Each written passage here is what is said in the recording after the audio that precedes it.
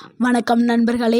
60 வயதுக்கு மேலே வாழ்க்கையோடு போராடி கொண்டிருக்கும் ஒரு மிகப்பெரிய பிரச்சனை என்ன தெரியுமா? பிள்ளைகள் அவங்க பேச்சை கேட்கவே மாட்டாங்க, மரியாதையும் கொடுக்க மாட்டாங்க என்று பலரும் சொல்ல நான் கேள்விப்பட்டிருக்கேன். அவங்களுடைய மனசு நொந்தாலும் சரி, நோக அடிச்சிட்டே இருப்பாங்க. அவங்க சொல்கிறத சுத்தமாக கேட்கவே மாட்டாங்க. அப்போ அந்த டைமில் கோவப்படணுமா இல்லை அமைதியாக இருக்கணுமா? இந்த வீடியோவில் நம்மளை மரியாதையாக நடத்தக்கூடிய, நம்மளுடைய உள்ளத்தை சந்தோஷமாகவும் சுதந்திரமாகவும் வச்சு வாழ்கிறதுக்கான 7 வழிகளை தான் நம்ம பார்க்க போகிறோம். ஸோ இந்த வீடியோவை ஸ்கிப் பண்ணாமல் ஃபுல்லாக பாருங்கள். கண்டிப்பாக உங்களுக்கு பயனுள்ளதாக இருக்கும். இந்த வீடியோவை முழுமையாக பார்த்ததுக்கப்புறம் உங்களுடைய மனசு ரொம்ப லைட்டாக இருக்க ஆரம்பிக்கும். ஃபஸ்ட்டு நம்ம பார்க்க போகிறது, பிரச்சனை எங்கே ஆரம்பிக்குது. அதாவது முன்னாடியெல்லாம் பெற்றோர்கள் சொல்கிறது தான் சட்டமாக இருந்தது. பெற்றோர்கள் சொல்கிறத தான் குழந்தைகள் கேட்டுட்டு வந்தாங்க. ஆனால் இப்போ நம்மளுடைய வயது மாறிடுச்சு. ஸோ வாழ்க்கை அப்படியே தலைகீழாக மாறிடுச்சு. இப்போ குழந்தைகள் என்ன சொல்கிறாங்களோ அதைத்தான் நம்ம கேட்குற மாதிரி இருக்குது. ஸோ எனக்கு என் லைஃபு நீங்கள் புரிஞ்சுக்கணும் அப்படின்னு குழந்தைகள் சொல்ல ஆரம்பிக்கிறாங்க. ஸோ இங்கே நம்ம முன்னாடி சொன்னதை கேட்ட குழந்தைகள் இப்போ அவங்க சொல்கிறத நம்ம கேட்குற மாதிரி ஆக்கிட்டாங்க. ஸோ நம்ம எது சொன்னாலும் அவங்களுக்கு குத்தமாகவும் பிரச்சனையாகவும் வந்து ஆரம்பிக்குது. தலைமுறை வித்தியாசம் பிரச்சனையோட முதல் காரணமாக இருக்கும். தோன்றாத மன அழுத்தம் 2வது காரணமாக அமைஞ்சிருச்சு. உணர்ச்சிகளை வெளிப்படுத்தாமல் இருப்பது 3வது காரணமாக அமைஞ்சிருச்சு. இதில் முக்கியமாக சொல்கிறது என்னென்னா, இது உங்கள் தவறும் கிடையாது, குழந்தைகளுடைய தவறும் கிடையாது. சூழல் மற்றும் இது மாறிக்கொண்டே வந்து கொண்டு இருக்கிறது.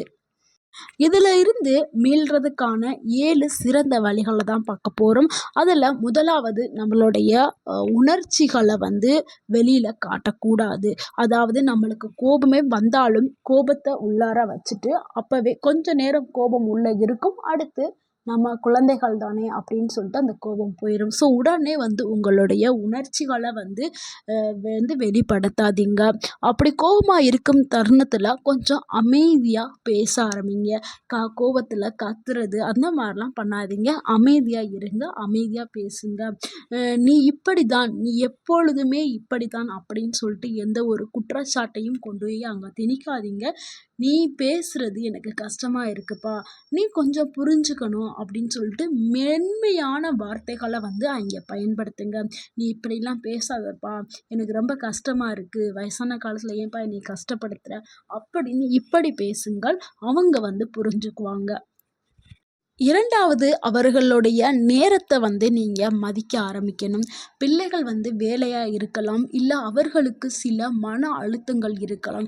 ஏன்னா வேலை செய்கிற இடங்கள், அவங்களுடைய ஃபேமிலி, ஃப்ரெண்ட்ஸ் அண்ட் சர்க்கிள், இந்த மாதிரி இடங்களில் சில மன அழுத்தங்கள் ஏற்படலாம். ஸோ இதனால் அவங்களுக்கு பேசுகிறதுக்கு, உங்கள் கூட பேசுகிறதுக்கு நேரம் இல்லாமல் இருக்கலாம். ஆனால் நீங்கள் ஏன் பேச மாட்டேங்கிற அப்படின்னு சொல்லிட்டு சில பதில்களை, கேள்விகளை கேட்பீங்க. ஸோ அது அவங்களுக்கு இன்னமும் கோவத்தை தான் ஏற்படுத்தும். நானே வேலை செஞ்சுட்டு இப்போ தான் வந்திருக்கேன், என்னிட்ட போயிட்டு ஏன் சில பேர் வந்து தூரமாக இருப்பாங்க. பிள்ளைகள் வேறு ஊரில் இருப்பாங்க, பெற்றோர்கள் வேறு ஊரில் இருப்பாங்க. ஸோ இங்கே இருக்கிற பெற்றோர்கள் வந்து ஃபோன் போட்டு ஏன் நீ பேசவே மாட்டேங்கிற, ஏன் எனக்கு ஃபோன் பண்ண மாட்டேங்கிற, இந்த மாதிரிலாம் கேட்கும் பொழுது அவங்களுக்கு இன்னும் கோபத்தை அதிகமாக்கி விட்டுரும். என்ன சொல்லுவாங்க அவங்க பதிலுக்கு, நீங்கள் சும்மா தானே இருக்கீங்க அப்படின்னு சொல்லிட்டு உங்களை சொல்லுவாங்க. ஸோ வயதான பெற்றோர்களுக்கு வந்து நீங்கள் சும்மா தானே இருக்கிறீங்க அப்படின்னு சொன்னோடனே உங்களுக்கு ஒரு மன கசப்பு ஏற்பட்டு உங்களுக்கு ஒரு மன அழுத்தம் ஏற்படும். ஸோ அவங்க எந்த மாதிரியான சூழ்நிலையில் இருக்காங்கங்கிறத நீங்கள் கண்டிப்பாக புரிஞ்சுக்கிறணும். நீங்கள் அதனால் ஃபோன் பண்ணால், சரிப்பா நேரம் கிடைக்கும்போது பேசுப்பா, எப்போ டைம் கிடைக்குதோ அப்போ ஃபோன் பண்ணுப்பா அப்படின்னு நீங்கள் பேசணும். இப்படி பேசும் பொழுது தான் உங்களுக்கு வந்து அவங்க தானாகவே வந்து உங்களுக்கு மரியாதை கொடுப்பாங்க. பரவாயில்ல, நம்மளுடைய பேரண்ட் நம்மளை புரிஞ்சுக்கிறாங்க சொல்லிட்டு அவங்க வந்து என்ன சொல்கிறது, அவங்க உங்களுக்குன்னு ஒரு மரியாதையை கொடுக்க ஆரம்பிப்பாங்க. ஸோ இதனால் வந்து அவங்களுடைய மனசில் என்ன தோன்றதோ அந்த எண்ணங்களையும் உங்கள்கிட்ட மனசு விட்டு பேசவும் ஆரம்பிப்பாங்க. ஸோ இந்த மாதிரி தான் உங்களுடைய கான்வர்சேஷன் வந்து இருக்கணும். ஸோ நீங்கள் ஃபோன் எடுத்த உடனே ஏன் ஃபோன் பண்ண மாட்டேங்கிற, ஏன் பேச மாட்டேங்கிற, இந்த மாதிரி கொஸ்டினுக்கு மேலே 3வது பாயிண்ட் என்னன்னா, அவர்கள எதிர்க்காம அவர்களுடைய கருத்த நீங்க கேட்கணும். 60 வயதுக்கு அப்புறம் கொஞ்சம் கொஞ்சமா நீங்க அவர்களுடைய கருத்துக்கள கேட்க ஆரம்பிக்கணும். "உன்னுடைய எண்ணம் என்ன?" அப்படின்னு சொல்லிட்டு கேட்கணும். அப்பதான் உங்களுடைய குழந்தைகள் உங்களுக்கு ஒரு மதிப்பு கொடுக்க ஆரம்பிப்பாங்க. ஸோ அது திரும்ப உங்களுக்கு ஒரு மரியாதையா கிடைக்க ஆரம்பிக்கும். ஸோ முடிஞ்ச அளவுக்கு நீங்க உங்க குழந்தைகளுடைய டைம் ஸ்பெண்ட் பண்ணி அவங்களுடைய ஆசைகள் என்ன, அவங்களுடைய எதிர்பார்ப்பு என்ன அப்படின்னு சொல்லிட்டு நீங்கள் அவங்க சொல்கிறதையும் நீங்கள் கொஞ்சம் கொஞ்சமாக ஏற்றுக்கிறணும். அப்போ தான் உங்களுக்கு மரியாதை கிடைக்க ஆரம்பிக்கும். அடுத்து 4வது நன்மை என்னென்னா, முடிஞ்ச அளவுக்கு உங்கள் வாழ்க்கையில் நீங்களே உங்களுடைய வேலைகளை நிர்வகிக்க கற்றுக்கொள்ளுங்கள். எப்போதுமே அந்த வேலையை நீ செய், இந்த வேலையை நீ செய்ய, அந்த பொருளை நீ வாங்கிட்டு வந்து கொடு அப்படின்னு சொல்லிட்டு உங்கள் குழந்தைகளை சார்ந்து எப்பொழுதும் இருக்காதீங்க. சுய நிறைவை காட்டுங்க. ஒரு பேங்க்குக்கு போகணுன்னா நீங்களாக போய் பேங்க்குக்கு போயிட்டு வாங்க. ஒரு ஹெல்த் செக்கப் பண்ணணுமா அப்படின்னா நீங்களாக போயிட்டு வாங்க. தினசரி உங்கள் வீட்டில் உங்கள் வேலைகளை செய்யணுமா, முடிஞ்ச அளவுக்கு இன்னொருத்தவங்க செய்யணும், மருமக செய்யணும், மக செய்யணும், மகன் செய்யணும் அப்படின்னு எதிர்பார்க்காதீங்க. உங்கள் வேலைகளை நீங்களே செஞ்சுருங்க. முடிந்த அளவு நீங்களே செய்தீங்கன்னா கண்டிப்பாக உங்களுக்கு ஒரு அங்கே மரியாதை கிடைக்க ஆரம்பிக்கும். ஸோ சுயமாக நிற்பவர்களை யாருமே எளிதாக குறை சொல்ல முடியாது. ஸோ நீங்கள் சுயமாக நிற்க நீங்கள் கற்றுக்கொள்ள வேண்டும். இல்லைன்னா என்ன சொல்லுவாங்க, எப்போத்தாலும் அம்மா எப்போத்தாலும் எங்கேயாவது கூட்டிகிட்டு போக சொல்கிறாங்க, அது வாங்கிட்டு வர சொல்கிறாங்க, இது வாங்கிட்டு வர சொல்கிறாங்கன்னு சொல்லிட்டு அங்கே ஒரு மனக்கசப்பு பிரச்சனைகள் ஏற்பட வாய்ப்பு அதிகமாகவே இருக்குது. ஸோ முடிஞ்ச அளவு உங்களுடைய வேலைகளை நீங்களே பார்த்துக்கிற மாதிரி பாருங்கள். அடுத்து 5வது பாயிண்ட் என்னென்னா, தினமும் 10 நிமிஷம் உங்களுக்காக நீங்கள் நேரத்தை ஒதுக்கணும்.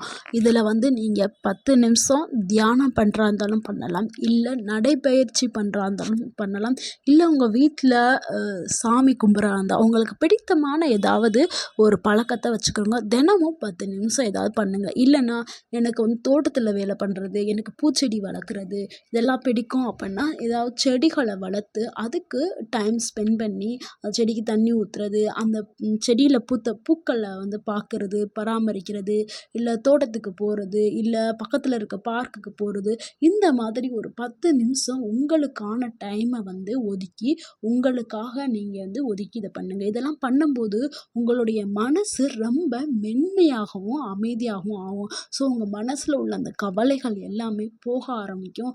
எந்த ஒரு மனக்கவலையும் இல்லாமல் நிம்மதியாக இருக்கலாம். ஸோ உங்களுக்கு பிடித்தமான எதையாவது ஒரு விஷயத்த 10 நிமிஷம் நீங்கள் டெய்லி பண்ணுங்கள். நடக்கிறது, இல்லைன்னா பக்கத்தில் ஏதாவது பார்க் இருந்தால் பார்க்குக்கு போங்க, 4 பேரை பாருங்கள், சிரிங்க, பேசுங்க, மனம் விட்டு பேசுங்க. பேசுகிறதுனால ஒன்றும் ஆக போகிறதில்ல. ஸோ முடிஞ்ச அளவுக்கு இந்த இதை உங்களுக்காக ஒரு 10 நிமிஷம் நீங்கள் டெய்லி ஒதுக்குங்க. 6வது பாயிண்ட் என்னென்னா, உங்களுடைய கடமையையும் அன்பை மட்டுமே செலுத்துங்க. எதையுமே எதிர்பார்த்து செய்யாதீங்க. உங்களுடைய எதிர்பார்ப்புகள் எல்லாத்தையுமே குறைச்சிக்கிறங்க.